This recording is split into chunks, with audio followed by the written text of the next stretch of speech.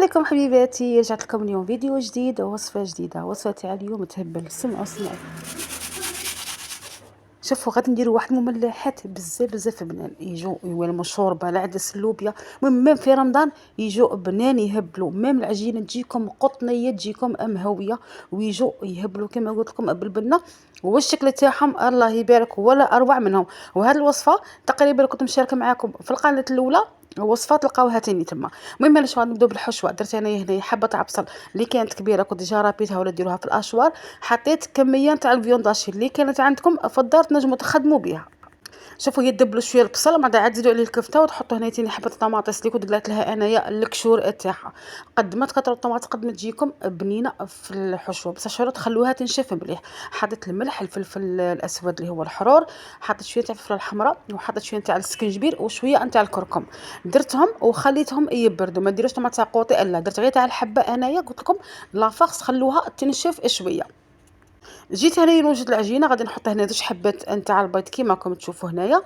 2 حبات قلت لكم تاع البيض. غادي نحطوا هنايا ثاني كاس تاع الحليب اللي يكون دافي. درت الكاس الاول.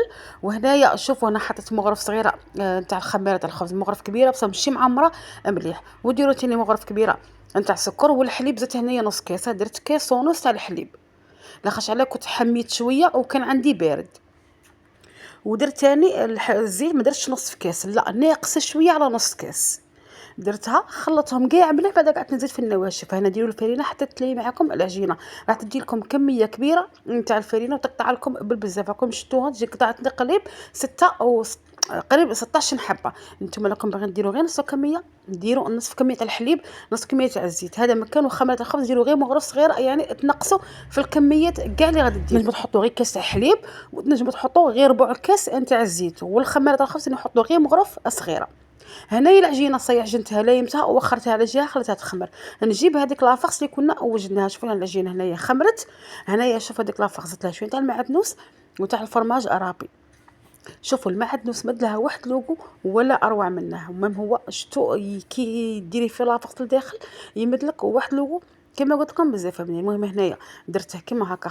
انا حتى اللي بردوا عاد باش درتهم خلطتهم مليح. وانا تاني زدت شويه كميه تاع فرماج لاخاطش كانت قليله كنت مرابيته ما يبانش. زدتهم كاع وقعدت نشكل في هذوك الخبيزات اللي غادي نخدموهم. نقول لكم هناك غادي نشكلوهم تاني ساهلين ما يشدوكمش في الوقت. انا شوفوا العجينه الله يبارك خمرت ما شاء الله.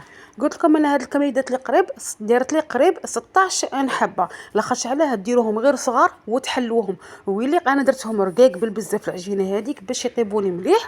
ما تجيني العجينه تجيني مهويه، ما تجينيش كيما حنا نقولوا مقطنه بالبزاف. صاي فهمتوني. هنا شوفوا هنا ديكازيتها شويه وقعدت نقطع فيها. انا غادي نديرها قلت لكم دي بول هكا اصغر. شوفوا هنا العجينه الله يبارك جات خفيفه بالبزاف. درتهم هكا وغادي نزيد نقص منهم من بعد. شوفوا هنا قعدت نقص هكا. قلت لكم العجينه ماذا بيكم ديروهم غير حبات صغار ميم كي طيبوهم ثانيه باش يجيكم هكا غير صغار، ما ديرهمش هكا كبار بزاف. المهم لكم قد ما تكون كميه تاع العجين قليله قد ما يجيكم بنان وتجيكم هذيك لافاغس توالم هذيك الكميه تاع العجين. على ذاتهم انا قلت لكم غير رقاق، وهي في الوصفه الاصليه يجوا شويه مقطنين. المهم انا شكلتهم كاع ومن بعد نروح ندير نغطيهم باش نبدا نفاصوني فيهم. هنا ساهل كيفاش تفاصونوا هاد المملحات. هنا شكلتهم. شوفوا الكميه الله يبارك نورمالمون 15 حبه ولا عادك راها فايت. المهم هنا هذه هي الكميه. هنا شوفوا هكا زدت عندكم. شوفوا هنا كي شفتهم زادوا خمروا زادوا زدت قلعت منهم واحد شويه. يتسمى نتوما قاعده تروحوا 18 حبه. الكميه درتها انا وياكم اليوم كاس ونص تاع حليب. هنا شوفوا انا رقيقتهم مليح وما كنتش باغيتهم كبار لاخاطش علاه غادي كي تقلوهم غادي يزيدوا ينتفخوا. شوفوا هنا كي شكلتهم انايا غادي يزيدوا ينتفخوا. هنا نعمرهم هكا ندير مغرف هكا كبيره تاع لافاغس. شوفوا ديروا وحده. تنجموا ديروا فرماج طري. هذاك الشيء يبقى لكم اختياري. ولا فخص ما تخرج لكمش لاخاطش على غادي نديروا البيض ونديروا لا شابلي، يعني غادي نغلفوا الحبه مليح. غادي نفهمكم على طريقه تاع الطهي تاعها باش ما ينتحلوش معاكم. شوفوا انا زدت قلعت شويه فيها. قلت لكم قعدت نقرا شفتهم شويه بانوا لي باللي كبار. هنا نزيد حبه واحده اخرى معاكم ونقول لكم كيفاش غادي نعمروهم كيفاش غادي ندير لهم هذيك لا شابليغ. بالنسبه لا شابليغ انا كنت خدمتها في الدار. انا داك الخبز اللي كان عندي كاع درتها في الكوشه زيد يبسته مليح ومن بعد اطحنته وقعدت نصير فيه. ديروه غربال ولا ديروا صفايه كبيره.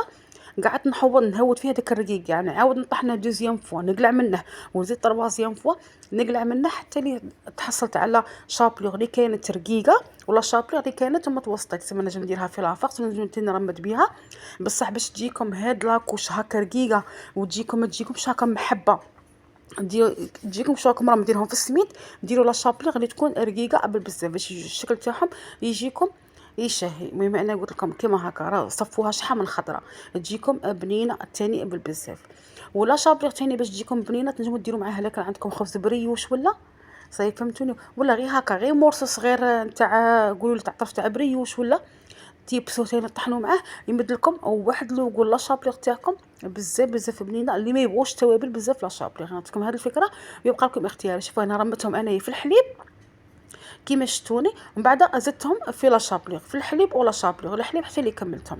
بالنسبه للطهي تاعهم شوفوا ديروا كميه الزيت وانتم ماشي ديروا قبل ما مشي حتى كي طيبوهم حتى تروحوا تقلبوهم، لا شويه غير تشوفوهم داو هكا تحميره خفيفه تروحوا تقلبوهم باش ما ينقسموكمش على زوج، باش العجينه تاني باش ما تنشف لكمش، لاخاطش عليه غادي يكون تقعدوا تقارعوا لهم حتى يتحمروا من الفوق من التحت، العجينه من الفوق غادي تنشف وتتقطع لكم في الحواشي تنشف صاي.